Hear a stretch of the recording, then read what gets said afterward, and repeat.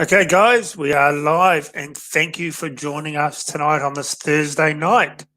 It's been bloody cold here up in Brisbane in Queensland, and I assume it's the same everywhere else. So tonight you're just stuck with me. Jason is away hunting, but he may try and join us from out in the state forest tonight for a quick chat. So it's been a pretty interesting week. I finally got out to shoot this week.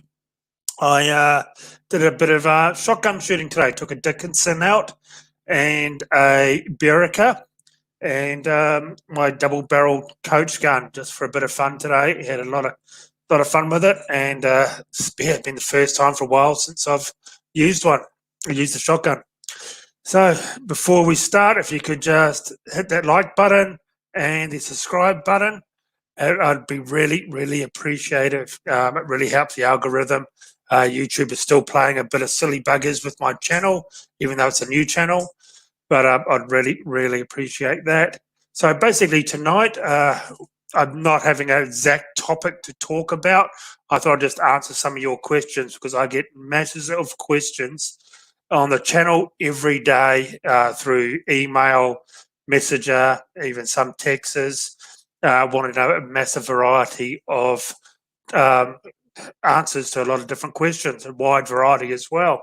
So tonight, this is all about you. I'll be happy to answer absolutely anything you want to talk about, from rifles to ammunition to the YouTube channel, how videos are made, what's involved in making a YouTube channel. That's something I get asked all the time about, how the YouTube channel actually works and how YouTube works. For some reason, everyone thinks we're millionaires having a YouTube channel, which is definitely not the fact at all. So we'll just jump straight into it here. And Aussie Capitalist, can you talk about cleaning your firearms and what products you use? Okay, well, the main cleaner I use, I just went and grabbed some from the gun room before, is this eliminator to get copper out of your centerfire rifles. This thing is amazing. It is absolutely awesome. It really does do a good job.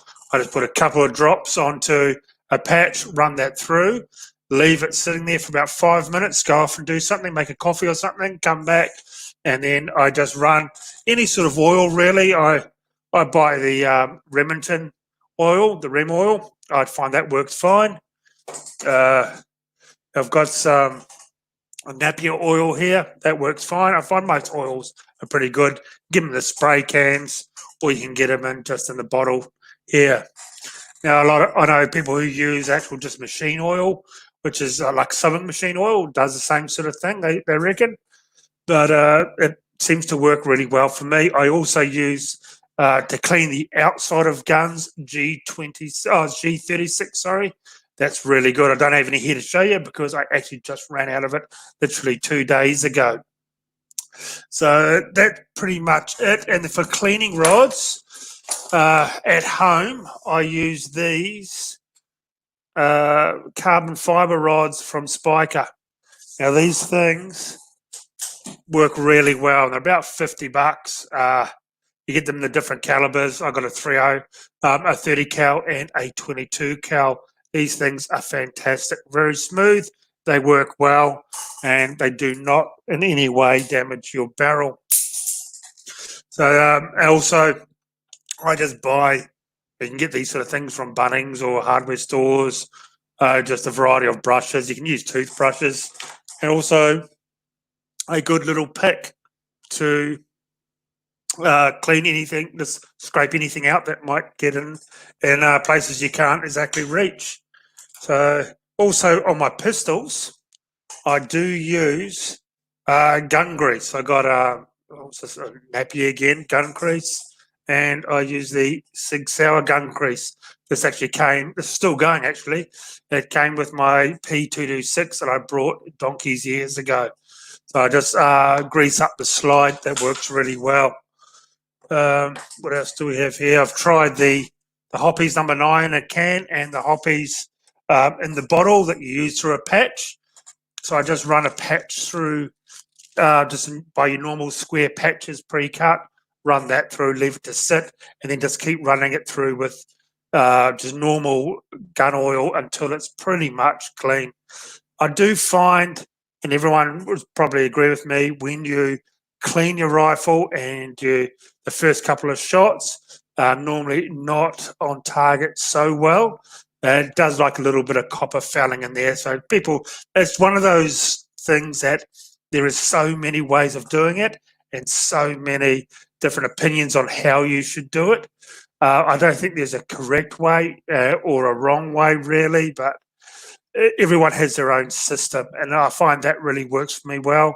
So if I go out and shoot, say, 50 rounds, I don't bother cleaning my gun. I'll go out a couple of times before I clean it, and I don't think you should have to be meticulous and clean the bore out every time. I never really scrub it, so it's totally and utterly shiny. I find most guns work well when there's a little bit of copper fouling in there. It seems to grab the bullet a bit better. But hey, everyone's different. I know F-class bench rest shooters who one shot every time, clean the barrel. Another shot, clean the barrel. Me, I don't have that sort of patience at all. So when I use some good swabs just to get into places that I like to try and get in the chamber with that, and a few places that you can't really get to. When I'm out in the field, I do like taking smaller kits with me, because when I'm hunting, I just take a day pack sort of thing out with me, with a bottle of water, a small first aid kit, and some usually bars sort of stuff, and a small cleaning kit.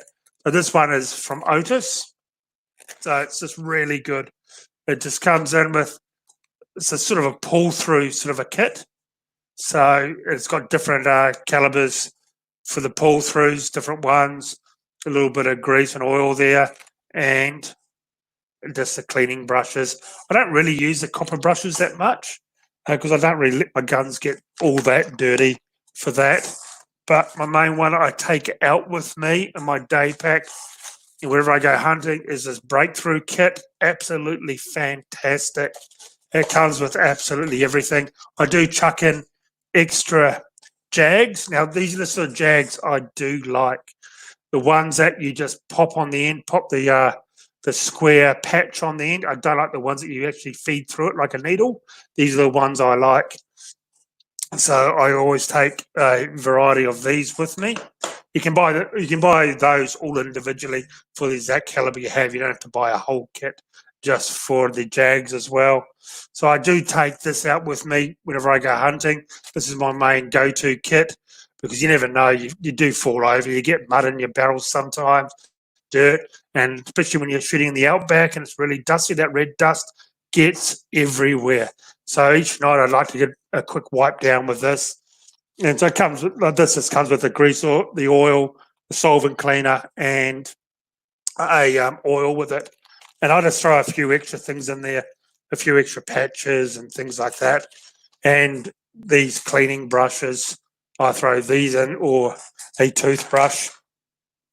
That's pretty much what I do for the cleaning. And once again, I don't clean every single time. I just people are very meticulous, which I don't mind at all. It's but me, I just don't clean it. If I shoot 50, 20 rounds, sometimes out of my rifles, when I go out to the farm for a bit of a shoot, I might take 5 rifles with me and just shoot maybe 20 rounds out of each one. I won't go and clean all those rifles afterwards. But what I do is I give them a light spray with it, G36, and just wipe it down with a microfiber cloth and just wipe over it, make sure all the dust and crap's off it.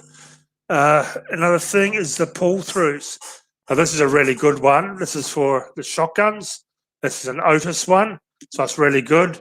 And that Otis kit I just showed you, the small one, you can screw on. It comes with adapters. You can screw this on, and you put the little rod that's in it there through, and you can pull it through quite easily. So these are really good. Now, I think we've all been through the eBay system and the cheap eBay things. These work okay, but compared to something like the Otis or the actual name brand ones, Hoppies make a very good one as well. It works. These work a lot better than the cheap eBay ones, but that's just my opinion. This is a 22 one, and I can tell you now for 22 LR, you got to wrap this around your hand. I tell you what, and sometimes trying to get that through, yeah, it leaves your hand, a bit worse for wear. So, what else do we have? Another really good system I really like, and I'll re-release this video because it was on my last channel before it was removed by YouTube. Is these pull-throughs from Real Avid? Now, these are probably the best small ones. You get them caliber specific. So this is the 30 cal one, and you just chuck it in. You just clip this in here, and it hooks in. And these are great if you have one caliber and you just pull that through. I use this one actually for my 30-06 and 308, and they come for all pistol ones. I got a good 9mm one I take to the pistol range with me every time as well, just in case I need it. So for gun cleaning, that's pretty much about it. I'm not really super fussy. I mainly just do like to wipe it down and get the crud off the outside. But when I do come back from a hunting trip, I'll spend a day just stripping absolutely everything down, even take the bolts apart and actually get it right in there and clean everything, because everyone knows that red dust in the outback is just goddamn awful. Even cleaning out of your car for months after you go out. So that's pretty much it for the cleaning side of things. Pistols are really easy. I'll make some cleaning videos. I've been asked a bit on how to clean pistols, so I will do that. Once again, I don't clean my pistols every time I go out. Every time I do a contest, it may only shoot 30 rounds, and I don't clean them after 30 rounds. I just make sure everything's all cleaned off the outside and it's looking nice, and so it just doesn't rust or deteriorate on the outside. I really don't have any problems with the actual barrel. So moving on to the next question. It's really good that you guys have got in here early and put all your questions up. Matt, getting in early this time, good stuff. It has been the YouTube live streams have been absolutely going off. Jason and I are so impressed how you've actually embraced this. And we absolutely love doing this. It's been absolutely fantastic. And it has been hard to get to everyone's question.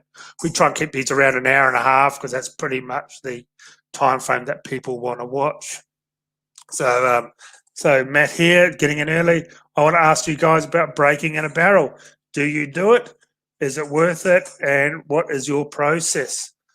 Okay, sorry guys, I'm having a little bit of trouble tonight just sitting down. I do have a quite a bad back. I busted my back when I was in my 20s. I fell 2 stories off a building on a construction site. So tonight it has been playing up a little bit. So breaking barrels, I don't really do it I don't really do it, to be quite honest with you.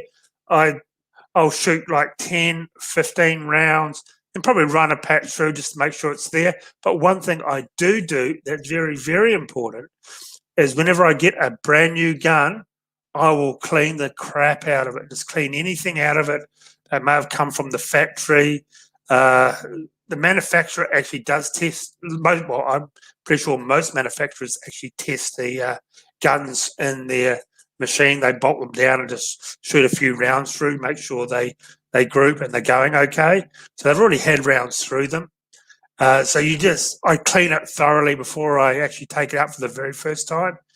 And then I'll do that when I get, then I'll shoot like 10, 15 rounds, maybe run a patch through it, and then I just shoot normally. I just don't go too nuts with the break-in thing at all. Some rifles I've brought, I've just started shooting it and haven't cleaned it after a few outings. So I don't think that's all that important, is actually breaking a barrel in. I just don't, especially not today with the new sort of technology they have with the metals and all that, I don't think you're going to really damage your barrel too bad. But that's just my opinion.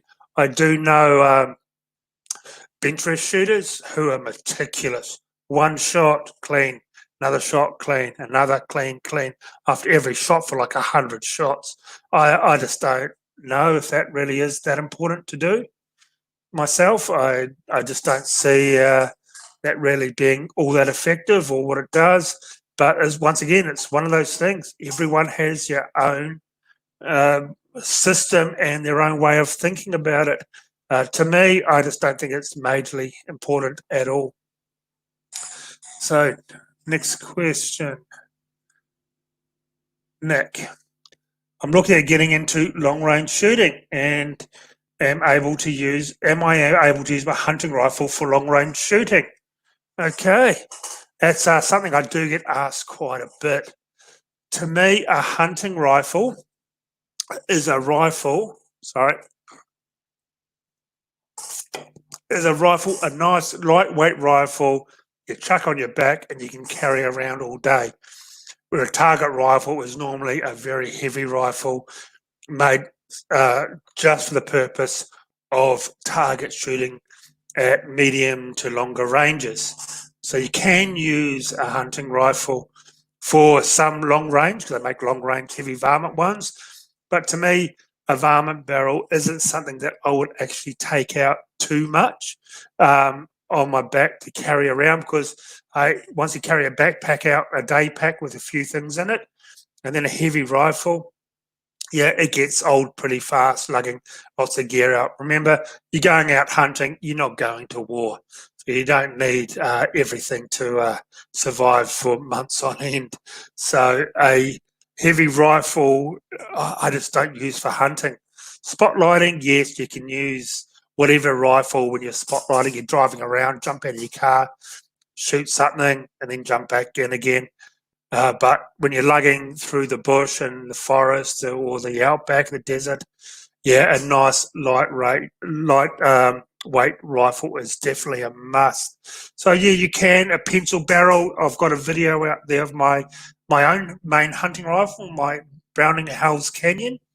I shoot that at 1,000 meters, and it works fine. I can hit animals out that far with this thin barrel, but it is going to heat up very fast. That's the thing. 3 shots out of my 30-06, one after each other, is pretty much about it for me. It just heats up too much. I don't really want to run it too hot, because once you run barrels too hot, it can start damaging them. So you got to. So that's another reason why hunting rifles aren't really target rifles, because when you're target shooting, you can actually you can end up shooting 20, 30 rounds sometimes within half an hour, and I would not recommend that with a sporter barrel. A sporter barrel at all. But varmint barrel, yeah, thicker barrel, you can shoot a few more. I find up to 10 rounds at a time out of a varmint barrel. Then I put it to the side and leave it for 10, 15 minutes to cool off a bit. But to me, a hunting rifle is pretty much a rifle that is just light enough that you can carry around everywhere. Basically, it's a basic rifle. So, yeah, it's sort of a grey area. I think there's a dedicated hunting rifle, a dedicated target rifle. Also, calibers are totally different. You've got your hunting calibers, and you can use some of them for target shooting. But then again, then when you get into target, there's a whole range of stuff that is pretty much geared for those longer shots, a lot more accurate shots, more consistent sort of shots, and they're always coming out with new calibers for the target side of it. Also with hunting rifles, I find that I like to stick to the main calibers: 223, 308, 3006, 243, 300 Win Mag, things like that. So something, the real common calibers, because when you're out hunting, if you've got to drop into a store and get extra ammo, they're going to have those. They're not going to have your 6.5 PRC or 224 Valkyrie or things like that when you're out hunting. The last thing you want to do is to end your hunting trip early and you don't have, because you run out of ammo and you've got some wildcat ammo and no one stocks it. So definitely hunting rifles, nice lightweight and a very common caliber. And I'd find 30-06 great because it's an old school round and it'll knock down most things here in Australia that you want to hunt. So I hope that helped you, Nick. Chopper. Guys, any suggestions for a good affordable scope on top of a Lithgow LA 101 22LR? Well, I've been testing a few of the Zerotech. They're very good entry level hunting scopes. If you're after that, Australian owned, Australian designed scopes. That's an Australian company. They are extremely good for getting in for your 22s. Also, the Nico Sterlings is another one. They've come a very, very long way. That's a very affordable scope as well. Some of the entry level loopholes are at good prices, and Redfields are not bad at all. So and Bushnell makes some very good scopes, but for entry level, I've been using a bit of the Nico Sterling gear and the Zerotech, and I find them both very good. I really do. So 22LR is one of those things where you don't need to spend a lot of money on scopes, I find, because really you're only shooting up to 100 meters. As long as it's clear for your eyes and the field of view and the distance works for you is the main thing as well. You're looking at scopes. When you get into the bigger calibers, you're hunting, you want to look around for something else. Long range shooting is a totally different ball game. You need something super, super clear to be able to pick out your hits, because I know when I'm long range shooting, 90% of the time I'm doing it by myself, so I've got to self spot. So you want something that you can, at long range shooting, to be able to be very clear at like 1,000 meters. But for your 22 LA 101, I've got one of those, fantastic rifle. I would just say a Zerotech or a Nico Sterling. If you don't want to spend too much money, they're very good glass for the money you pay for them, and they're usually around the $300 mark. Okay, Steve. Okay, I've got to say I'm not a lawyer on this one, so I'm not 100% sure, but my opinion will be of what I have heard. I'm making my will out next week, and what happens to custody of my A, B, H, and G firearms in the event of unexpected death? How does my next of kin arrange access to the safes and disposal? Okay, well, my understanding, I'm not too sure about New South Wales, but in Queensland, I think your spouse or your family member can take possession of your guns for about a month. Now, you've got to check this out with the gun shop and that in your area for sure, but they can take them in. I think they can store them at home without a problem for a month.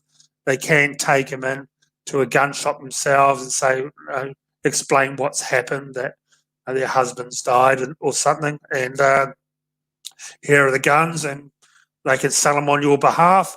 Or I think you have a bit of a leniency, like your wife may want to go get a license, and she can keep hold of those guns under those sort of circumstances for a small period of time. But I would highly recommend, if you're shooting and you've got a nice gun collection that you probably want to hand down to your kids, I would say to your wife, definitely get a gun license. So if something does happen, she can just get them transferred into her name. And then when the kids are able to, let them get a gun license. So it all stays in the family, and there is no risk of the government taking them or anything going wrong. But please just check out with a local gun store, and they'll be able to fill you in a bit better on all that. Okay. Johnny, 4570 or 44 mag and a lever action for fun, hunting, reloading, etc. Well, I had a 44 mag, a Rossi, and actually worked really well, and it was extremely nice. Stainless steel. I really did like that gun. Okay, I sold it. Probably a bit of a panic buy when I got my eye injury and I lost my sight in my eye, and I was going through all the surgeries to regain the sight again, which they finally got back. But okay, it's not 100%, but they got it back. So I think it was a bit of a panic buy when I sell. I wish I hadn't sold it now. The 44 mag is cheaper, of course, and easy to reload and less recoil. 4570 is a great round. It's just heavy hitting, smashing things continuous with such great power. The 4570 is just a great hunting round. Okay, not so. Both of them aren't very accurate in my opinion, from what I've used. But once again, everything does come down to the you just practice and practice. By 44 mag, yeah, iron sights. I wasn't very good. I've never been very good with iron sights. So, yeah, 44 mag if you want it cheaper and a great plinking round. 4570 definitely for smashing things to pieces if you want to go hunting. Back in the old Wild West days, I've read stuff that 1.6 Ks, 1 mile is what the top sharpshooters could use their 4570 at. So that's pretty damn impressive. But yeah, 4570, a great round, hard hitting, but a lot more recoil, and it does hurt a bit. But yeah, fantastic round. My favourite is the Marlin SBL in 4570, shorter barrel, stainless steel, laminated stock. That is such a beautiful gun. I will be buying another 44 mag lever if the Marlin come out with their maple curly stock, which is to me the most gorgeous stock ever made for a lever action. These things look unreal, but right now I think they only come in, or in Australia here, they only come in 30-30. So both good rounds. Yeah, it comes down to price, knocking down power. If you're going to plink a ton of them, I'd probably go for the 44 mag. It's going to be a bit easier on you, that's for sure. Okay, DB Skipper, thoughts on the new CZ515? Do you think the lever release is going to be the new big thing? Well, I know for a fact because Marty, who I used to do the show with, now works for Winchester, who bring in these CZ guns. They sold out something like 1,200 in a day of these. These guns are awesome, guys. If you don't know what they are, they're a 22 LR with a lever release because we can't really have semi-autos here for the majority of people. So you shoot it, bang on the side, it'll close the bolt, shoot, bolt stays open, boom, click on the side. I think, well, so far, those guns, the 515, have been very popular because they've sold out almost straight away. The tactical one is what everyone's going for. They've got a timber stock one as well. They go through, don't hold me to it. I think they're around the $1,200-$1,300 mark. But they do look they look the shit. It is awesome. My mate's actually brought one. I think he's in the second batch. But yep, and I'm a big CZ fan. I think if you're looking for a 22, you can't go past a CZ or a Lithgow, especially if you're getting into shooting. They're a lifetime gun. They're guns that will last you a lifetime. So I do think the lever releases are going to get more and more popular.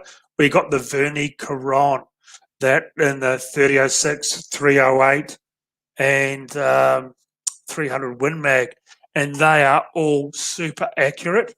I've shot them, and I've always had good results with Verni Caron, but they are up there. They're about the centerfire ones. They are up about $3,500. But man, they're made in France, and they are beautiful guns. But the CZ 515's beautiful gun. I can't wait to get one for myself. And I do think the lever release are going to be the way to go. I know they're legal here in Queensland and most states. I'm not too sure about the New South Wales because they do look a bit sort of like an AR-15 sort of look. But they, you definitely, I think, I think lever release are the way to go for hunting. Very easy for your follow-up shots, easier than a bolt action, where, as we all know, you use your bolt and the second follow-up shot is pretty much gone because the pack of animals, you don't have the chance to shoot them with a bolt action unless you're extremely fast. I grew up shooting semi-autos, AKs, AR-15s, and those SKSs, those sort of things overseas, and coming over here and you can't have them for hunting. Yeah, hunting was a lot more difficult. I just think we need our semi-autos back for hunting, basically. Okay, if they don't want the military-looking ones because they're pathetic laws, give us something back. At least give us pump action shotguns back for hunting. That's a lot safer when you've got a mob of pigs running at you. You'll be able to get them. You'll be able to take down a few of them rather than a bolt action.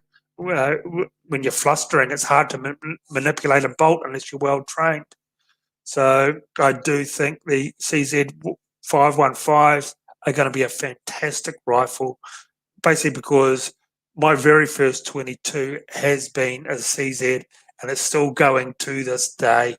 And it is, they do make fantastic guns. They really do. Okay, I'm just going down the list here, guys. So anything I talk about and you want to follow up questions on it, feel free just to type it in and I'll definitely be getting to your questions. Lucas, what are your thoughts on the new 6mm out from Hornady? Well, that's actually funny you should ask that because I have been doing some research on this today. The 6mm arc is a replacement for the Grendel, as you said, or trying to get. I'll say DB Skipper here underneath have said it's like the Grendel, and the videos I watched today on it was they were saying it's a replacement for the Grendel, better ballistics, better everything. I actually wrote some notes down on this. Actually, was prepared. So it's there to replace the 308 and the 223. It's a lighter package in 308. You get longer distances, more accurate than a 308, I reckon. 223 definitely get longer distances than a 223 and more accurate than 223 at the longer distances. So they're going around the 2600 to 2750 feet per second, which is, going along pretty well, quite nicely. And it's 54% less recoil than a 308, which is a big thing as well. You don't want to get hammered. Now, they're designing this around the AR platform or the M4 for the military. They developed this for the military, my understanding was. But they are a lot of gun manufacturers from Hauer right up to Barrett to high-end rifle makers are making guns or coming out with the guns chambered in this and bolt action. So we're going to be able to get it in bolt as well. I'm a big fan of these odd calibers. I've actually become a bit of a caliber nerd and I just love all these new things coming out. Well worth a try. I'm sure you do get your failures along the lines of the 224 Valkyrie, where every video I've seen of that, they just don't perform what they're saying. But there's so far from what I've seen on the videos and the write-ups on the 6mm arc, it is quite a good round. So I do think it'll work quite well. What do I write here? It comes in 105, 103, and 108 grain projectiles. That's the factory stuff. So it comes with all that. It's what it comes in at a factory from Hornady for now. But once again, more popular it is, more people will be making ammunition for it, and it's meant to be quite easy for reloading. So it's definitely been the big buzz lately about that caliber So it'll be very interesting to see. As you all know, I've been building the 6.5 PRC, which is a short magnum round. It's a bigger round, a lot more powder than what the ARC is. I should be getting that coated next week, so I should within 2 weeks have the rifle all ready to show you. And we'll be doing videos on load development, on the build of the rifle, and how we got to the finished product, and punching out at long distance. We'll start at 1,000 meters and we'll try and push it out even further because it's meant to be able to go quite well at 2 kilometers. Hopefully it does. The amount of money I spent on this bloody thing over the last year, just getting all the parts together, geez, I really hope it does shoot. Yeah, I just hope it does shoots at the longer distances like it's advertised to. So, Happy Hunter, 17 HMR is the best round for semi-autos in my book. I love my Savage A17. Why is there so few manufacturers making them? Well, here in Australia, of course, most people can't have semi-autos in anything. You basically got to be a landowner of like a farm or a hobby farm to be able to get it. That's sort of what most people get their Cat C, which is semi-auto shotguns and rimfire. I think also here in Australia, the rounds are quite expensive. They really are. They do cost a bit to buy. So I do think that turns off a lot of people. It is a very flat and fast shooting round. So it is like a laser beam out to 200 meters. A couple of my friends have them and they're just smashing things up to 300 meters without any problems. Yeah, I don't know why. I think there is a few AR variants we can get over here on our restricted licenses for people who are lucky enough to be able to get them in 17 HMR. But I think 17 HMR overall is probably not that popular because just of the cost. You can almost shoot 2 to 3 here for the same price. But some people don't like them. Like Marty, who I used to do the show with, he absolutely hates 17 HMR. He used to own one. He reckons blades of grass will get in the way and throw it off. But I don't mind it. It's a nice round. The biggest problem with 17 HMR is the price.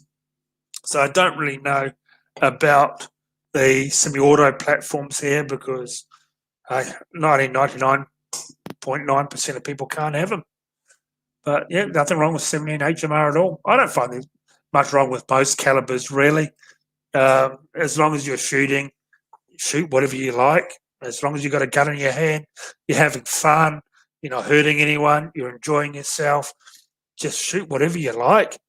But I do think the price of the 17 HMR is the big factor over here because they are quite pricey. Just like the 22 Magnum. Great round. It's got that little bit of extra oomph, but the product does cost you a bit more for the ammo.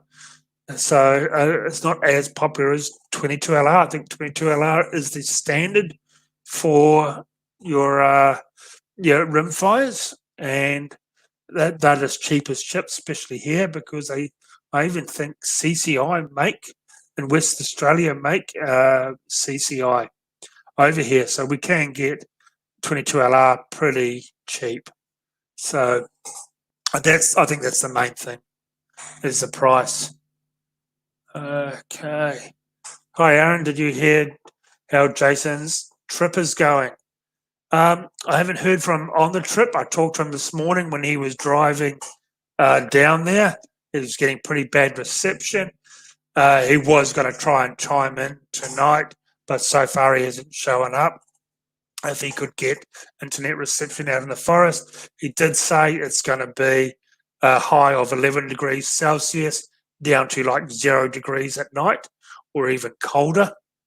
It is going to be extremely cold for him. He's going down there for deer. He is in state forest, so you're pretty limited. You can't shoot at night, and he's got a big group of people down there going with him. So I'm pretty sure that's going to be sitting around the campfire trying to keep themselves warm. So I haven't heard how his trip's going. Obviously, he can't get reception because he hasn't chimed in yet. But if he does manage to get on, we'll definitely bring him on, see how his trip's going. Okay, and Wolfman, the absolute mess over in the US. Jesus, what? It's just unbelievable what's happening.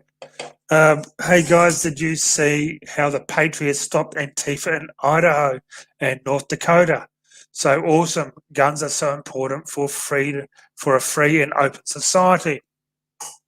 I could not agree more. An armed society is a polite society. I'm a big advocate for self-defense. So is Jason. He thinks it's a fundamental right of every human being on this planet. And unfortunately, we just don't have that here in Australia. I'm assuming, I didn't see what happened over there, but I'm pretty sure law-abiding people stop these thugs with firearms in their tracks. Most of them, well, all of them are absolute fucking cowards. Absolute cowards. As soon as a guy or a law-abiding citizen or stands up to him with a firearm, they just scatter, piss themselves, and run. So I'm assuming that's what did happen. I've been watching videos over the last few days, and yeah, it's absolutely disgusting. They're setting fire to houses with kids in it, and then not letting fireys get in there to save the children. And these guys need to be rounded up, every single fucking one of them, put in prison. All of them, just dump them in a hole in a prison. They're just thugs. It's absolutely disgusting. Yeah, those cops did the wrong thing. What happened to that poor black guy? That was totally and utterly wrong. But the vandalizing cities and killing people and acting like absolute mongrels is not the way to go around it. You know, everyone had the sympathy for those communities and all that until they started doing this bullshit. So it's absolutely wrong. Now, I was talking to my friend Stephanie yesterday. She's going to come on the show sometime. She's a hunter and a guide over in Texas. And she sent me a photo that I'll have to post up, and it's of her neighborhood. So these thugs are actually rioting 4 miles from her house. And her and her husband and her children in their home, and she's saying she's sitting on the computer talking to me with their AR-15s ready to go. She showed me a picture of signs they've stapled up in her neighbourhood saying this is a white neighbourhood. You make $166,000 average income. If you don't want us to come into your homes and destroy your businesses, you better respect us, or something on those lines. And they're stapling them up all over her neighbourhood on power poles. And they're writing, she can basically hear them 4 miles away from their house. So she said they're staying up. Their teenage kids are armed, husband's armed, and she's armed, waiting to see what's going to happen.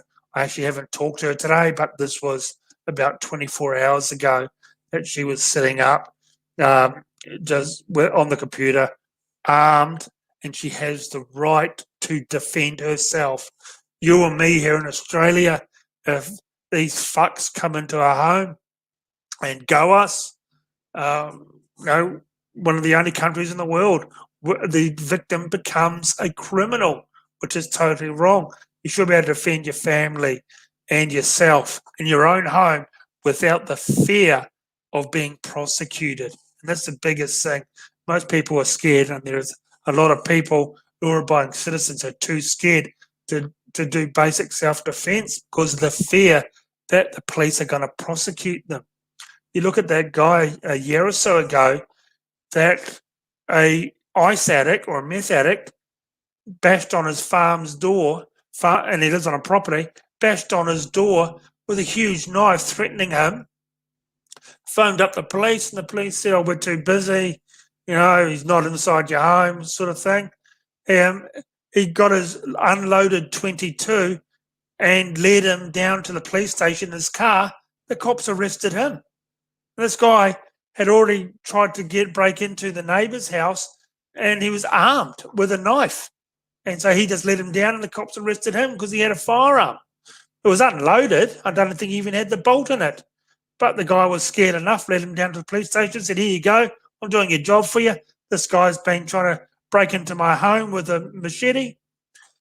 We just don't have those rights here.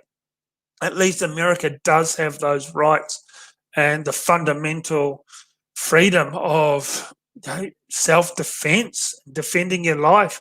I think it's a huge thing. I've talked to a lot of victims of crime. We've talked about this on our shows, and it's absolutely horrific. Home invasions and that leave, even if they don't get bashed or murdered or anything else happens to them, it leaves lifelong scars. These people are emotionally damaged for their life just because they've been a victim. And these scumbags get out with a slap on the wrist, or nothing happens to them, or they don't even catch them. I think everybody needs to be able to have the chance for a decent life and not be held victim or in fear of being a criminal, just to defend themselves and their family. And this one-for-one bullshit they have, where if they have a knife, you can't use a gun. If they don't have a knife, you can't use a knife. But here's all this crap that they go on about. One punch kills. They've got the big campaign here. King hitting people. These cowards hitting people from behind. One punch kills. So an elderly guy at home, a guy comes in, or someone my age, 50 years old, almost. I'm not going to be able to fend off 3 unarmed thugs who are coming towards me at all, and they're running down the hallway. I'm not going to be able to fend them off. I'm a bigger guy, and I've done a bit of martial arts training in the past. There's no way in hell I could fend that off. So I'm not allowed to have any form of a weapon to defend myself with. But the police say one punch kills. So technically, even if they're unarmed, they are able to kill you. So to me, that's a good enough reason to be able to be armed in your own home. And I know this is a very hot topic here in Australia. And probably, I'd say, from what I see, 80% of shooters and legal gun owners actually support the fact for self-defense inside your property, which I do think is a very, very big topic, and it's something we are going to talk about on these live streams. We're going to actually dedicate a show to it, which is, I think, I think it's time that Australia had a open, common sense talk about this with the politicians and the police, not just poo-pooed on, which it is all the time when you bring it up. I do think it's time for actually talking about this in a civil way with the authorities. Okay. Happy Hunter, the best show on YouTube, is about to start. Well, cheers, Happy Hunter. Thank you very much. Okay. Keep writing your comments, guys. I'll answer them all. We're only halfway through tonight's show. So please, keep asking your questions. I'll talk about anything. Doesn't have to be firearm related. If you got something else you want to know about the show or anything, I'm happy to talk about it. I do get asked about the show a lot, especially on how come you're not a millionaire being on YouTube. That's something that everyone wants to know. How much money do you make on YouTube? Rod Knocker. Looking forward to tonight's episode, Aaron. The only no bullshit Aussie firearm discussion going. Exactly. I don't believe in bullshit or lying to people or inflating the truth about the channel. What you see is what you get. So thank you very much, Rod. Just bear with me for a second while I read these. It's a little bit harder when you're by yourself, trying to read them and trying to keep the conversation going. Johnny, 4570 or 44 mag and a lever for fun. Okay, we've already talked about that. Very sorry. Johnny again, looking at getting one. Okay, follow on from his question. Looking at getting one for tax time. Yep, tax is coming up, and that is always good for shooters. More ammo, more guns. That's awesome. As I said, 4570 for hunting. 44 mag is probably a bit better for plinking, basically because of the price. Okay, I think I've accidentally skipped way down because there's so many messages. I'm very sorry about this. Now, last week we had so many people, big fans of 243. Yes, a great shooting flat round. I could not believe how many 243 shooters were in the crowd last week. It was amazing. It really was. Once again, 6.5, cringe 243, Chad. Obviously, I've missed something and I can't get back up to the top of these messages, unfortunately. I hope I don't miss out too many. Okay, Mitch, hi mate, best scope for around $1,500 for a varmint rifle. Okay, so I'm running two mid-tier, I'd say. No, not like Schmidt and Benders at all. For my hunting rifles, I am, running the Zeiss V4 on my 223 hunting rifle, my Sauer. Unbelievable scope, European. It is just a beautiful scope, and they go for I think under $1,500, but it is amazing, and they'll go on pretty much any caliber, and they have a variety of focal lengths and zooms. So it's definitely a good rifle. And on my Browning 3006, I'm running the Leupold 5HD, which is a unbelievable hunting rifle. But they were, when I bought them, around 1,200. Now they're about 1,800. So, yeah, the Zeiss definitely, if you want something around that, is pretty much the one I'd be going for. I really do like the Zeiss scopes. They are a very nice scope, a European scope. They are very nice. Then after that, you pretty much do jump in to the higher end sort of scope. You go your Swarovskis, Schmidt and Bender, your Night Force hunting stuff, and that's another big price bracket leap up. But it's always a thing about hunting scopes. The distances you hunt at is basically about 300 meters to 400 meters maximum. Most of it's like 200 meters or even below that, especially here in Australia. So how clear or how high end do you really need a hunting scope? As I was talking before about the Nico Sterlings and the Zerotech, now they are entry-level scopes, but I've used them in the hunting scenarios and they work really, really well. And both of them have good warranties. So it's sort of a hard one. So a lot of people like the name brands, which I totally understand, and they are very good quality. But it all depends on your budget and how far. But as I said before, when you get to the hunting rifle, or the target rifles, that's a totally different ball game. You do want them to be very clear at longer distances so you can actually see your hits. So, the other rifles I run for around the $1,500 mark, I'd have to say go for a Zeiss V4. I run one. Jason has the same one on one of his rifles, and they are awesome guns. They really are. Awesome scopes. They really are really good. For that price range, that's the one I'd be going for. Not Happy Hunter. Everyone bow down to the 243. The 243 club's definitely out tonight.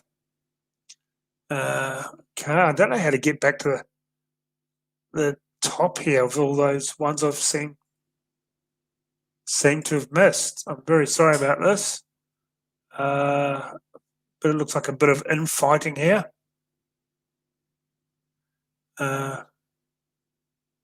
Okay, definitely a bit of caliber wars here going on. The 45 ACP, let's get that right. Yeah, 45 is good. I own a 45, but to be quite honest, I'm a big 9mm fan. What do you guys run in your pistols? 45s, 9mm? What do you guys prefer? More 243s? Okay, here we go. Nick, what's your favourite rifle you currently have? Pistol. And what would you want to get next? Okay, well, that's something I do get a bit about my favourite rifles. The ones I own, I've just got a Sauer 100 Classic.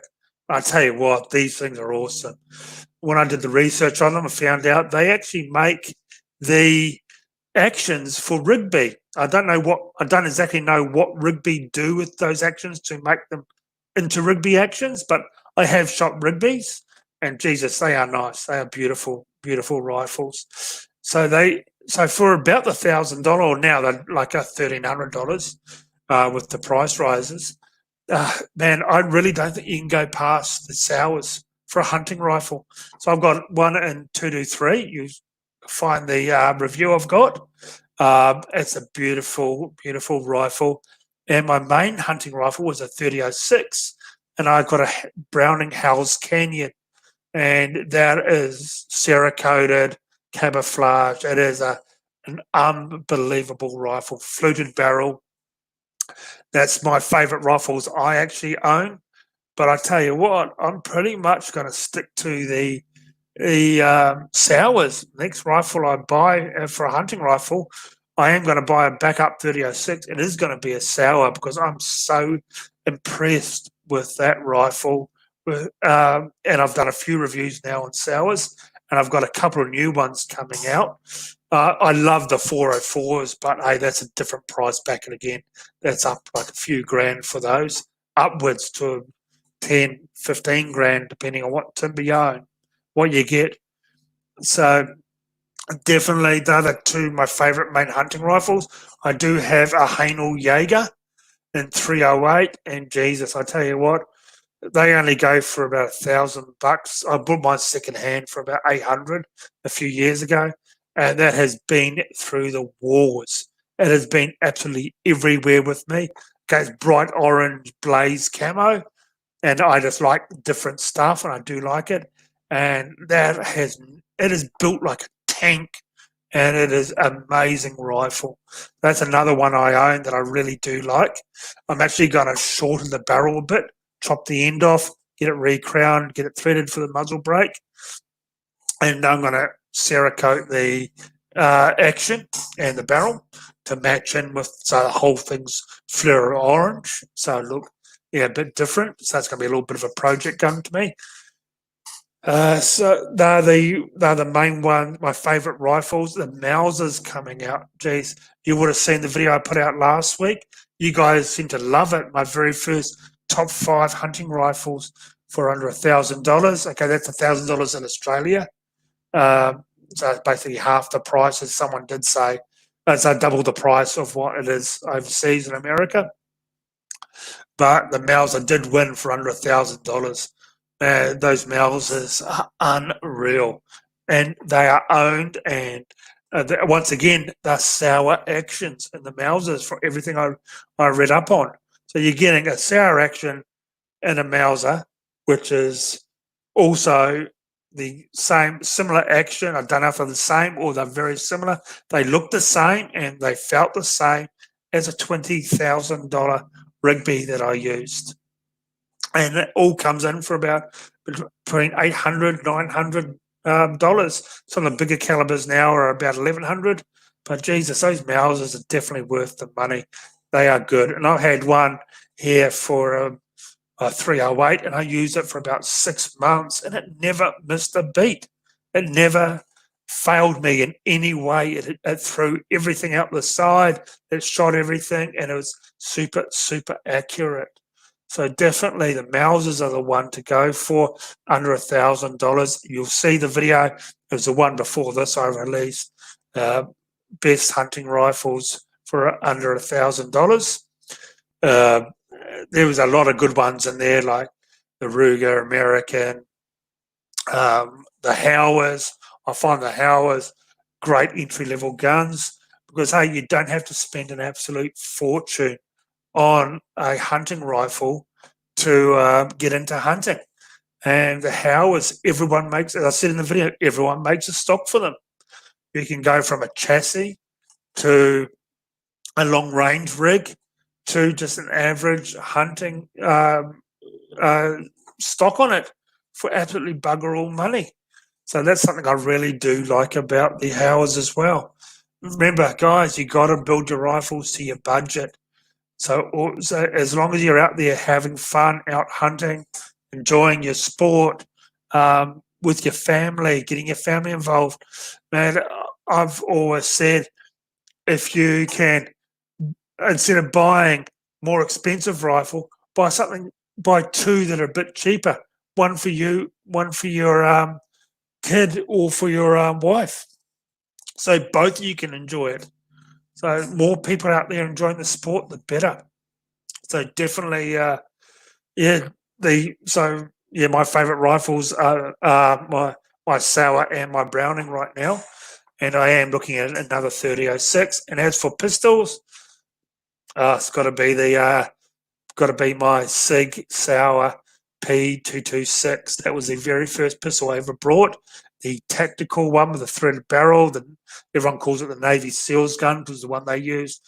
I think the whole thing cost me, I think, extra mags, about $3,500, close to 10 years ago. And the thing has just never, ever, ever let me down. And I shot 20, 30,000 rounds through it when I'm doing IPSC, and absolutely love it. I really do. So that's probably the best. And I got a P320 and another Sauer that's really good. And I'll let you in, I have brought the new PC9. It's a 1022 9mm. So it looks like a little submachine gun thing. No stock on it, but here in Australia you can put a folding stock on it because it comes under that 750 mils. Fantastic little rifle. Looks tactical looking, but naturally it's banned in a few, like New South Wales. But that is my next rifle purchase. Actually going out this weekend with a friend of mine, and he's just purchased a new shotgun. I'm not going to say what it is. There's only two here in Australia. So watch out on Saturday, 2 days' time from now. I'll put it up on my Instagram, pictures of it, and this thing, unbelievable. This will be one of the nicest shotguns I've ever shot. It's an under and over, and the timber work is a piece of art. I'd be too scared to actually own it or take it out because it is just unbelievable. This thing is. So they're the guns that I'm getting and the ones I'm getting next. And one of the guns I am getting next is for my 50th birthday. I'm saving up. I want a very nice 338 Lapua. So in a year and a half's time, hopefully going to have a very nice high-end 338 Lapua. That has always been my dream. You only live once. So that is what I'm going to be going for. So I've got a year and a half to save all my money. Hopefully work gets better because it has been pretty bad now with the coronavirus and everyone's been out of work.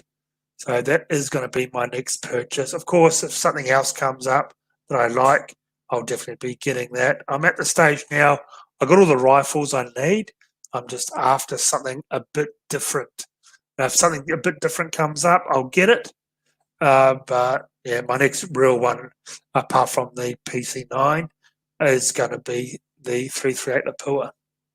I'm not too sure what brand I am pushing towards the carbon fibre Christensen arms, which is actually I'm taking my mates out this weekend for a bit of a shoot. So we'll just look down here. Who's next? People still fighting over 243. Okay, what's this one? Ray. Do they not let you have guns and property to your kids in Australia, as people in the US do? And all the time of the course, when they die, they own no property whatsoever, so there are no death taxes. Well, I think they got rid of death taxes here in Australia in the early 80s or late 70s, but there was a thing that the Labor government wanted it back in again. So basically, you lose, your family have to pay inheritance on your tax. But do not let have guns and for your kids.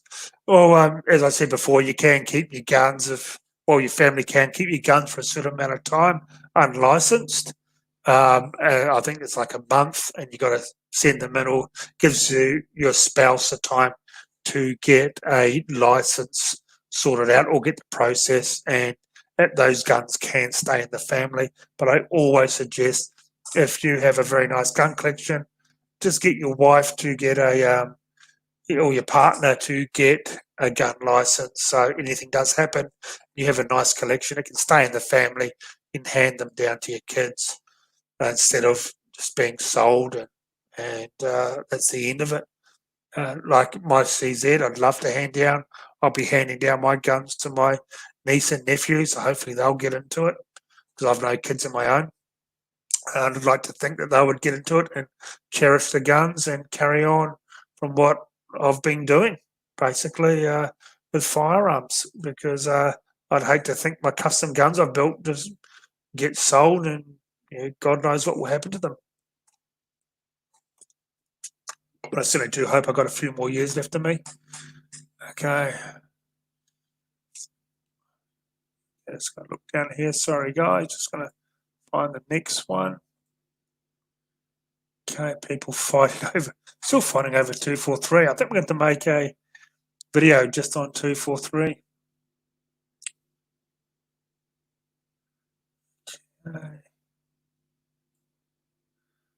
Okay, here we go. 223 rifle scopes. But basically, as I said before, on my 223, I'm running the Zeiss V4. That goes around $1.5 grand, but pretty much anything on the way underneath that is going to be pretty good. Bushnell do make some nice scopes, so the Bushnells are pretty good. They are worth taking a look at. Of course, Zero Tech and Nico Sterling for entry level. The loopholes for around that price are extremely good. One thing with my bad eyes, the loophole do work very well with my eyes. I always look for a scope with the parallax adjustments on it. Some of the hunting scopes don't come with them on that. They don't have the parallax, but I do need that for my eyes. So, yeah, basically most things will be good for the 243. It depends. Once again, depends on your price tag, how much you want to spend on them. But for hunting, for me, here in Australia, 223 is a hunting round. So as long as it's clear to you for up to like 300 meters, you're going to be good. So that's pretty much most brands. So you don't have to spend a big fortune on hunting scopes. I've got friends who only buy Carl's scopes for hunting rifles. That's all they'll buy. They'll buy a $1,500 rifle and spend $2 to $3 grand on a scope, because they know that's the best scope for them, works for them, and it's basically bomb proof. But you don't have to spend that sort of money on a hunting scope. And 223 is, to me, is here in Australia, we can't have self-defense. That's a big no-no. So bolt action 223s are for hunting. Anything that's really clear to you, up to 300 meters, that's in your price range.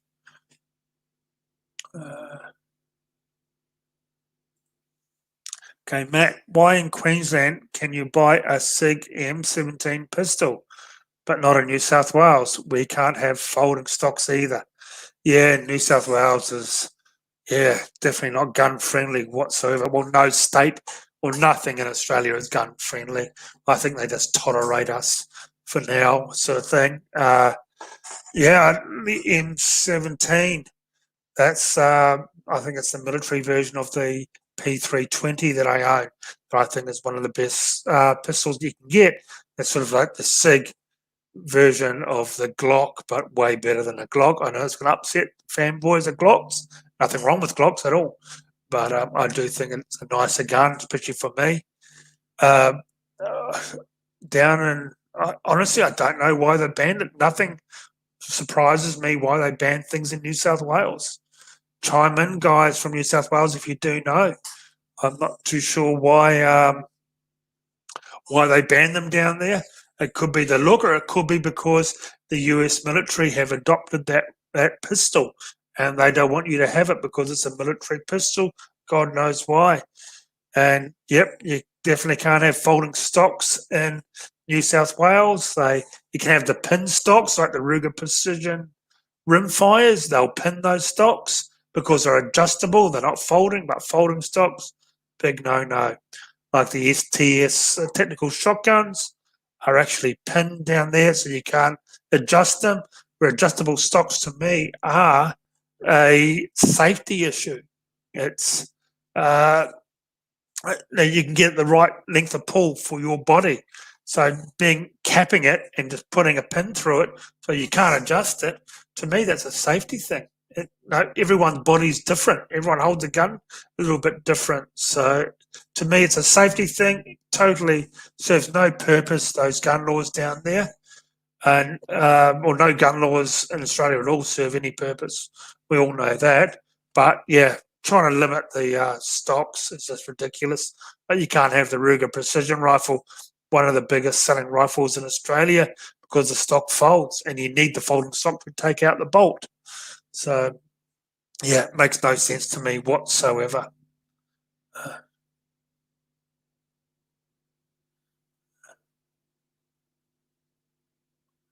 Okay, what else? Here we go. 7mm 08 actually beats 300 Win Mag right at 800 yards, as shown on my channel, because the 30 caliber slows down so much faster than the 7mm. I do agree with that. That's why I went the 6.5 Ray PRC over for my main custom rifle I'm building for long distance, because a thinner, slicker rifles, caliber projectile will spend less time in the air. Less time in the air means less chance of wavering off your course, not affected by wind so much. So you want a faster moving round. And I've always said, I could be wrong, I'm not a professional long distance shooter, or I'll never claim to be a fantastic long distance shooter, but speed is everything in my eyes. If you can get that bullet down to your target faster, it's not going to be affected by the elements at all. So I definitely tend to agree with you. The 7mm08 is probably a bit better than the 300 Win Mag, but I run a 300 Rum as well, and there is nothing like loading in a big chunk of artillery into your rifle. It does feel nice, and they're fun, but each to their own. Remember, 300 Win Mag held a lot of titles for donkey's years in long range shooting, so there's definitely no slouch out there at all. But I do agree with you, Ray. Speed is everything when it comes to long distance. That's my opinion, and that's what I've pretty much figured out on my own.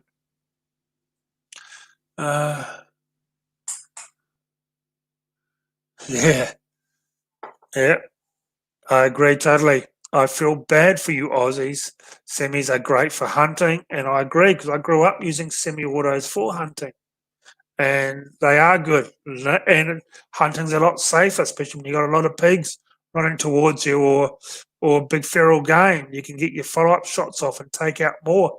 When we're out pig hunting with a bolt action, you get one shot off, they all go, and you got to try and manipulate the bolt. And it is always a little bit difficult to try and get your follow-up shots. You're flustering a little bit, but with a semi-auto, definitely. It makes hunting so much easier and more effective. But as I've said, and so as Jason said on this channel, we aren't going to get our semi-autos back. They're not going to give them to us because we want them back for hunting. They don't give a shit. They're not going to let us have them, the government, no matter how many letters you write, how much noise we make. They don't want us to have them. It's a great brownie point for rigging votes here, is to get their is to say that we've stopped semi-autos and we're not going to loosen up gun laws. So unfortunately, it comes to a time in your life you just got to realise we're not going to get anything back. It's easy for our politicians here in Australia to take and not give back. They won't be giving anything back at all.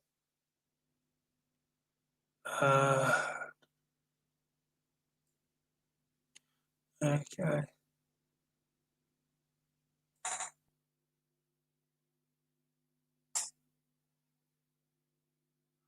There seems like to be a bit of infighting amongst people. Guys, just respect each other in the comments, We're all shooters. No need in fighting.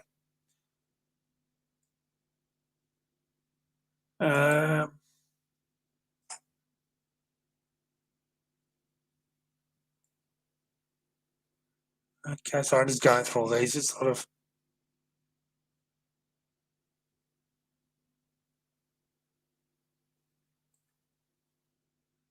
okay. Sorry, guys.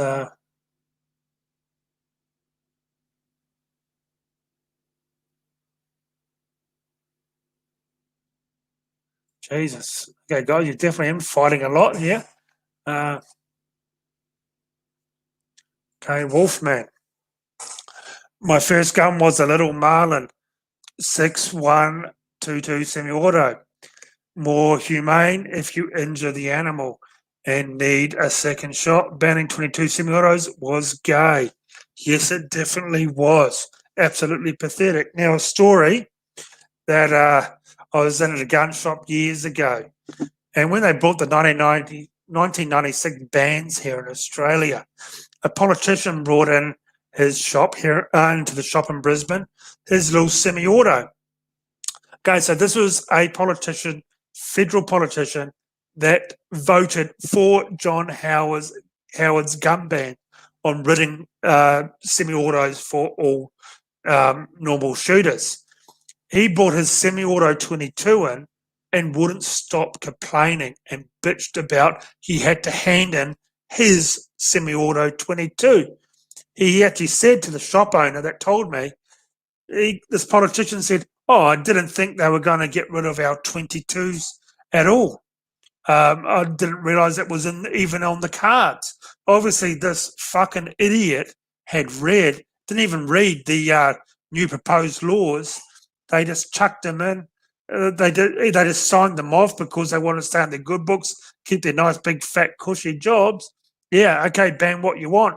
But this idiot didn't realise that they're actually going to ban his Pride and Joy 22. So his 22 went and got crushed.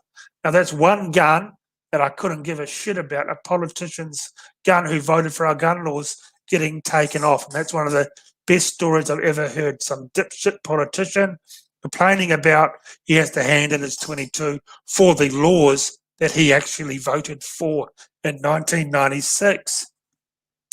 But yeah, definitely absolutely ridiculous, Wolfman, banning your 22 semi-autos. It serves no purpose at all. It serves no purpose banning anything. It's a proof of fact that these gun laws here in Australia have actually worked. Thank you very much, Kung Fu. I've been watching the channel for years, long time fan. Thank you for your support. I really do appreciate it. I have some of the greatest fans I could ever wish. Okay, so just try and get past. Aussie capitalist. 22 hour is like $500 for 5,000 rounds. That's true. One thing I remember when the US did have their 22 LR shortage, we had 22 here, and we could buy it a lot cheaper than what they could buy over there. I assume that's because they did make rimfire rimfire ammunition here at the time. So 22 is definitely I love my 22s. I just love going out to the farm and just plinking away for hours on end, my different 22s. I'm actually building up a bit of a 22 collection now. I just bought a Remington Fieldmaster pump action 22. Absolutely love it. Okay, it didn't work out of the box, wasn't exactly the best. That's the biggest gripe you'll see in the review coming up. That I had to take it to a gunsmith to actually get working. It just wouldn't work at all. And mate Tom, who's a gunsmith here, did a fantastic job in fixing it all up, and it worked really well. Okay, next one. Okay, more 243 guys. You guys love your 243s. Maybe I should be buying one. What do you guys reckon? Hi, recommendations for best bang for buck for a scope to sit on top of a Lithgow. Okay, we've already had that one. I don't know why these are doubling up. I'm very sorry about that, guys.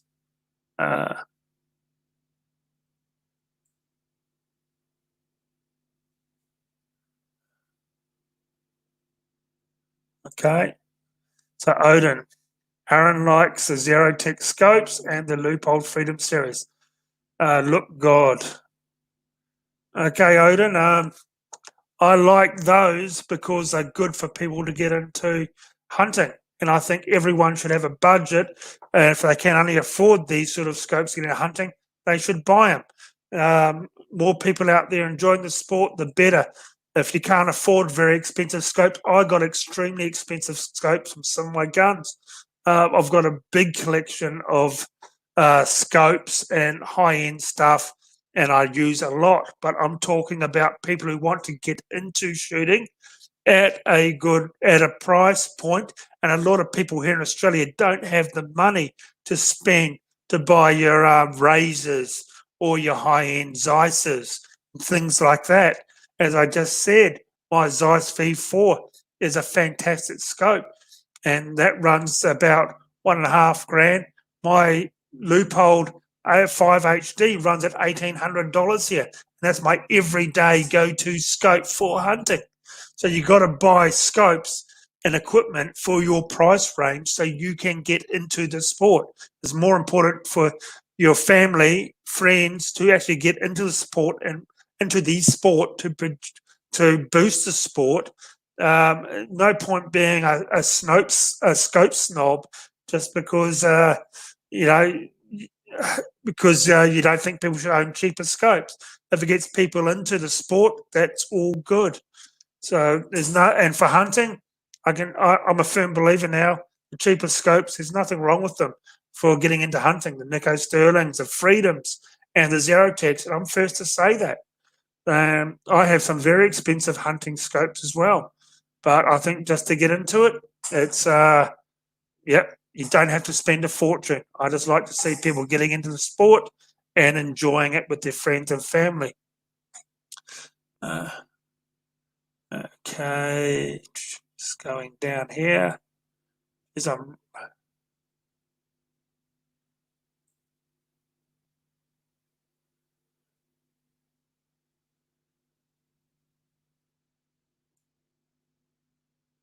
Got to talk about. Okay, we go. Got to talk about the actual riots, which is pretty bad over in the US. I just hope all my US fans over there are really safe and not being affected by this, but it's just absolutely disgusting. Tomorrow, Friday, here in Australia, go to Melbourne, this Antifa scumbags are going to start doing some peaceful protesting here in Melbourne. I just hope like hell it doesn't turn sour. I just really hope it doesn't. We don't need that here in Australia at all. People are suffering bad enough with this COVID and a lot of unemployment. We don't need all this crap going on. No country needs it all going on. So Joven, hey Aaron, looking for a new left-hand rifle. What have any good shooting rifles you recommend?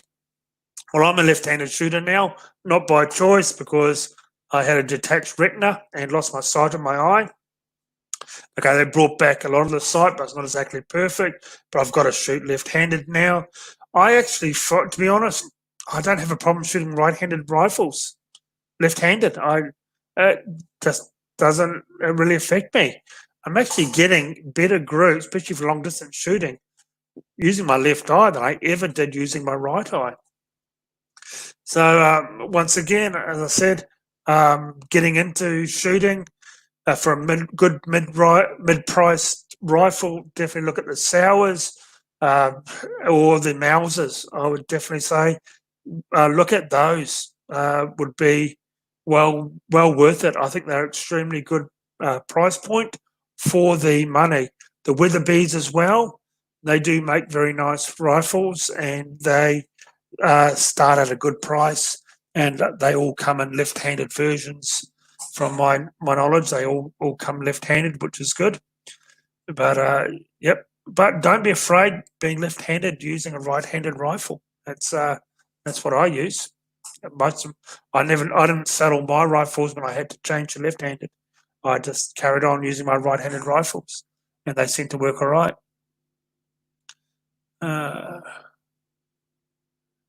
Wolfman again, I agree. Everyone has the right to defend themselves. All races, all people.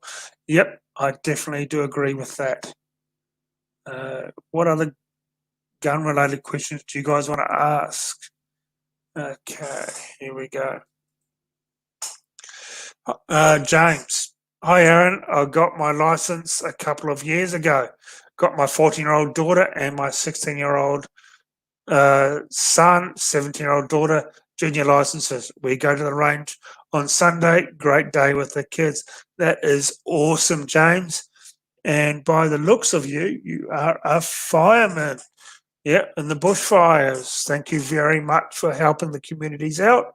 I'm a big supporter of the fire services. 100% support them. So, yeah, fantastic. Families getting out. Nothing better than seeing families out there enjoying the sport together.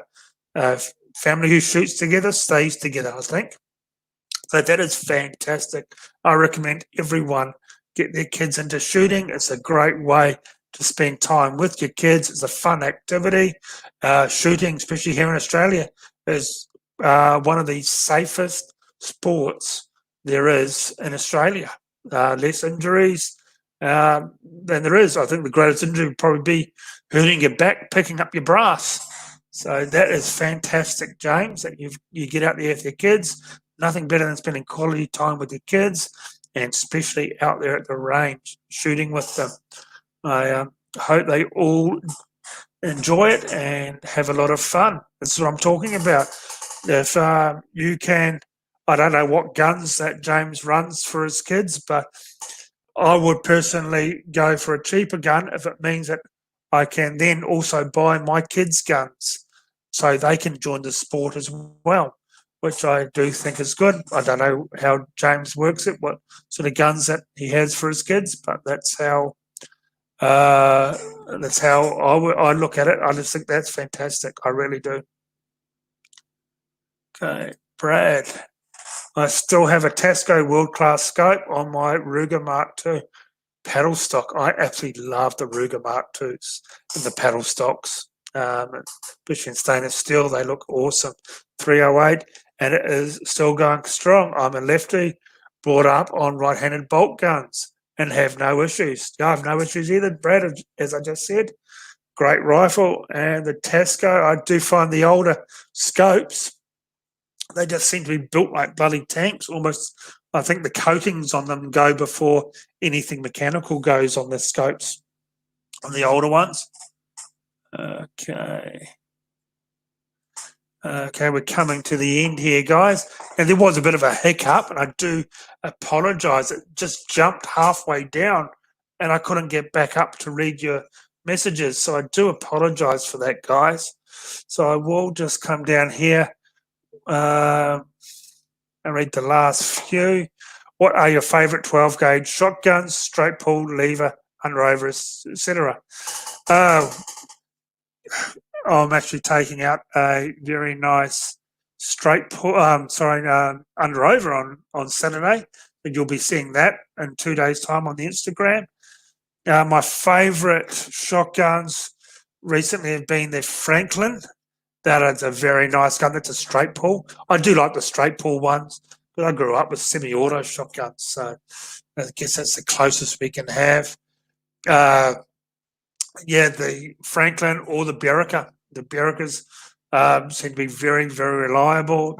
The STSs work well, and the new Franklin, which is all Cerakoted, and they are only about $600-700. So they're great rifles too. You'll see all those reviews I've done on them already. They're all up on the page. A lever, I had a antlered lever action, and it was the worst rifle I ever had in my life. Didn't get an entire mag out of it. It got fixed half a dozen times. They're just not good guns in my eyes. They really aren't.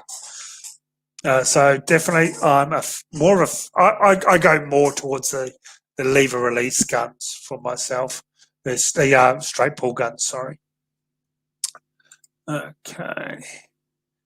A lot of people saying hi, so I'll say hi back to all of you guys now. Thank you very much for joining and being a supporter of the show and asking questions. It's awesome. Hi, Aaron. I'm a late bloomer, being a right-handed, and didn't realise I was left-eye dominant until I went to buy my first rifle. Rob. I don't really know how that works because you can adjust your scope to if your eye is not that dominant.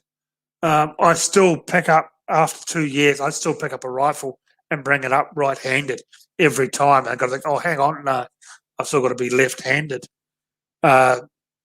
It's finding out your dominant eye, I think, is pretty important. But then again, I just find it's the way your brain's wired, how you pick things up. If you're right-handed, you're just going to naturally bring up a rifle right-handed. So it would be, to me, I'm still getting around it a bit. When I'm out shooting, especially hunting, sometimes I've missed a shot when I'm out hunting. I bring up right-handed and think, oh, hang on, no, that's not going to work. I've then got to swap over to left-handed. It's all practice, I guess, Rob. But do you? So I assume you still shoot left-handed rather than right-handed. Okay. Here we go. I have a Sturka. Paul has a Sturka 2.5 to 15 by 50 for a hunting scope, and it's very clear it costs around $750. I actually have reviewed the Sturkas, and they are very nice scopes as well. And they come with an amazing guarantee where you can every year send them back, and they will strip your scope down, re-grease everything and check everything out, clean the internals and clean the whole thing, then send it back to you, and you've got a brand new scope again. They'll do that once a year for you, and that's an absolutely amazing thing for the life of the scope. And I think that's even included if you buy it second hand. They are very nice scopes, actually. I really do like those. This is a question I do get asked a bit, Travis. How do you get on a property in Queensland? Well, basically, it's for people that you know, or friends of friends, or people you meet. You just don't, or a lot of people find it through work. They work. I know a lot of tradesmen that work and they do a job on a property and they just talk to the owner and they let them on. Or a lot of people just go door knocking. Farmers are pretty hesitant now about letting lots of people on or people they don't know. So basically got to get recommended. It's extremely hard. It really is. most of it's like friends of friends of friends. You don't go on all guns blazing and say, I shoot this, I do that, and oh yeah, I'm a long distance shooter. Just go on there casual and just have a normal rifle. I know people have been kicked off properties or not refused to be able to hunt on them because they turn up with a big tactical rifle, and these old time farmers don't like that sort of stuff. You just have a very tame rifle and talk to them and ask them if they would like um, some of their pests knocked down for free, because a lot of farmers can't afford pro shooters. It just costs too much, unfortunately, and they can't afford it. So they are happy, but just go on and explain how long you've been shooting, what caliber you use, what sort of rifle you use, and 9 times out of 10, they will probably give you a chance. And if you don't act up or be an idiot, take all your rubbish with you. Try and pick up as much brass as you can. Don't leave a mess. Don't be disrespectful. And for God's sake, don't shoot his livestock. And so if you do all that, baby steps, just work your way up to it, and don't go on all guns blazing, so to say. You take it slowly, and if you just got to get your foot in the door. Once you have, and you do it right, you're going to be. Most farmers will be happy. They're happy that people will do this for them without them having to pay for it. But you have to build up that trust. That's for sure. Okay, the ACAR triple barrel is cool too. It's like a semi-auto, but no action to cycle. Yeah, they are cool guns. Unfortunately, they're quite pricey over here, but they are pretty cool guns, the triple barrels. I do like them, Aussie. I really do like them. Okay. What are your thoughts on the progress of the NSC, Legal Efforts Australia-wide? Are they doing well? Yeah, I do think they're doing well. They're the only sort of organisation that actually doing something. That's not all talk. They're like the other organisations. They're actually doing something. They're going to court. As we've said, Jason and I have said in other videos that we make on the sort of political stuff, as long as you're seen doing something. Okay, if you lose, you probably are going to lose a lot of things, but at least people are seeing, okay, they're putting the effort in, they're doing it, they're going to court, they're fighting the ridiculous laws. As long as people see that actually happening, they're going to be happy to donate to your organisation. But not, talk is cheap. Most of the organisations just talk and bullshit, and some of them just walk away from it's all too hard, this legal action. But hey, become a member, give us your money, but we're not going to do anything. So I think the NSC has got off to a very good start, and I do like what they're doing. And the guys who run it do seem like very nice guys. I've actually talked to one of them once, and I actually talked to a couple of the guys from there.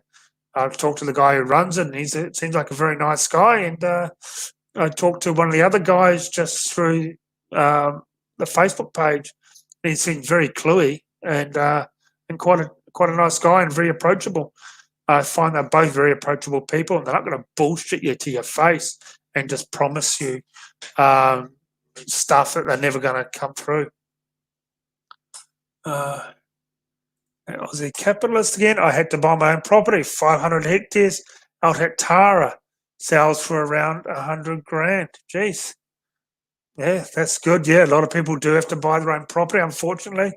As I always said, a semi-auto AR-15 here is going to cost you $1 million+ to buy an AR-15, because you've got to buy the land. They want to see about 5,000 acres before they'll give you a Cat D for your own property. So, yep, the average price for an AR-15, if you're a landowner, is about $1 million in this country. So a lot of people do have to buy their own land to hunt on. Tara is actually not too far from where I live.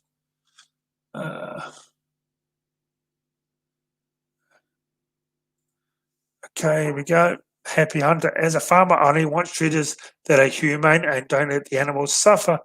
longer than is necessary on my property. I agree with you, Hunter. There, you happy Hunter. You've got to try and do humane kills. As everyone knows, you don't always get one shot, one kill sort of thing. Sometimes it does take a couple of shots, but as long as you do, you just don't. You don't like wing them sort of thing all the time. But yeah, I agree. You've got to be as humane as you can. We're not mongrels hunters. So we don't want these animals to suffer at all. I do agree. You've got to be be as humane as you possibly can.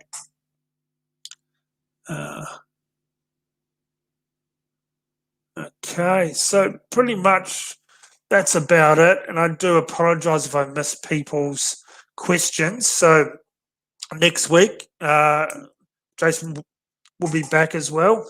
So next week we will look at more questions. So if we did miss your questions, get in early next week and put them up the top. No, I try and release the link like about midday or late afternoon, so you can get and write your questions first, because I just start at the top and work my way down. So I do apologise if I've missed your guys' questions. I did have a hiccup in the middle there; it just jumped like way down the list, and I was still reading them. So I do apologise for that. So thank you very much once again. Please hit that subscribe button. The subscriptions are going up at a decent pace now, so I'm really pleased. I'm trying to build up the channel after it was taken down. So I need 7,000 more subscribers to get back to where I was. I've got big things, really big things for this channel coming up. So please hit the subscribe button, like this video, and if you do want to see more videos made, please consider going to Patreon and signing up to my Patreon. Just for $5 a month is pretty much about it. Every cent helps to make these videos. So guys, have a great week. Thank you very much for joining in tonight and listening to me talk. And I hope I did answer some of your questions correctly. And have a great week, and talk to you this time next week. Catch you later.